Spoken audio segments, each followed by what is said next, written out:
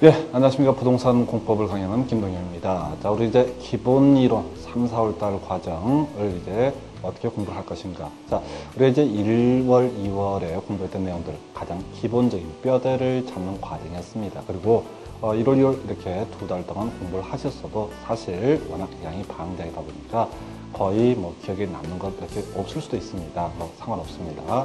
자연적으로 조금씩 쌓이다 보면은 결국 수험장에서 실력 발휘하실 수 있을 겁니다.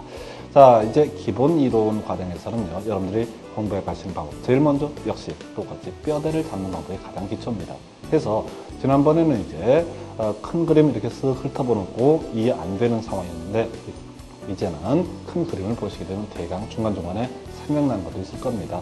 예, 그래서 우리 기본서의 체계도라든가 각 챕터마다 주연 체계도도 있습니다.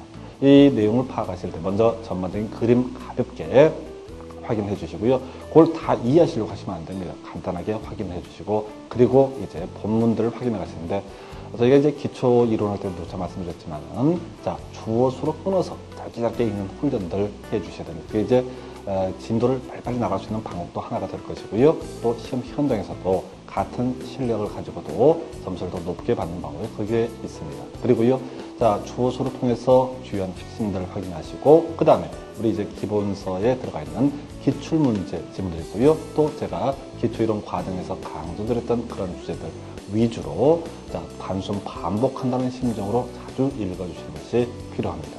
자, 이렇게 하다 보면요. 역시 중간에 또 막힐 때가 있을 겁니다. 또 이해가 안 될 때가 있을 겁니다. 예, 거기에 몰입이 되면요. 그걸 어떻게든 이해했다라고 생각을 하시면 혹시 모르겠습니다. 민법이나 다른 과목에서는 그런 것들이 필요할지 모르겠지만 공법에서는 자, 워낙 양이 방대하다 보니까 그거 통과시키고요. 그냥 다음 페이지 넘어가고 이런 식으로 착착 치고 가시고 그리고 마지막에 다시 체계도 등을 통해서 내가 오늘 어디를 공부했구나 어떤 챕터를 공부를 했구나 이런 식으로 정리를 해 주시게 되면요 약간은 좀 불안함이 있을 겁니다. 완벽하게 암기가 되어 있지 않으니까. 그런데 그런 식으로 공부를 하다 보면 자연적으로 실력이 쌓이게 됩니다. 그리고요 이제 중간에 기본 이론할 때 중간중간에 단원별 예상 문제 있지 않습니까? 그것도 너무 깊숙이 들어가지 마시고요 쓱 스크린하는 마음으로 이렇게 가볍게 보시기 바랍니다. 그리고 한 번에 끝낸다라는 생각은 하지 마시고요. 앞으로 여러 번 보실 거니까 너무 답을 진하게 표시하지 마시고 그냥 가볍게 마킹 정도 살짝 보이게 이런 식으로 문제를 풀어주시게 되면 실전 감각도 미리 조금씩 다져놓을 수가 있겠습니다. 자, 그리고요 3, 4월달 되기 시작하면 아는 게 많이 늘어나는 반면에 단점이 하나 있습니다. 좀 지루함이라는 것이 있습니다. 역시 이런 지루함을 이겨내는 방법은 역시 노력인데요. 그 노력이라는 게 내용을 많이 본다라는 것이 아니라 짧게 끊어서 공부하는 그런 방식. 그렇게 하다 보면 진도가 잘 나가고요. 진도가 좀 나가면 뭔가 성취한 느낌도 들게 됩니다. 그래서 일단 3, 4월 달 과정에서 이런 방식으로 역시 반복한다라는 심정을 가지고 가시게 되면 그 다음에 5, 6월 달에 좀 심화되고 응용되는 주제들도 비교적 쉽게 접근을 할 수 있을 것으로 생각이 됩니다.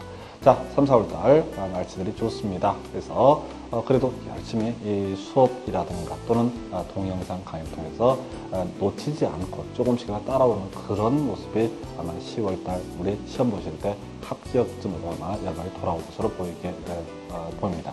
그래서 일단은 힘내시고요. 자, 그리고 하실 수 있습니다. 이렇게 자신감 갖고 하시면요. 훨씬 공부도 즐겁고 결과도 좋게 나타날 것으로 보여집니다. 그래서 자, 일단 기본 이론 이런 방향으로 공부를 하시면 좋겠습니다. 네, 고맙습니다.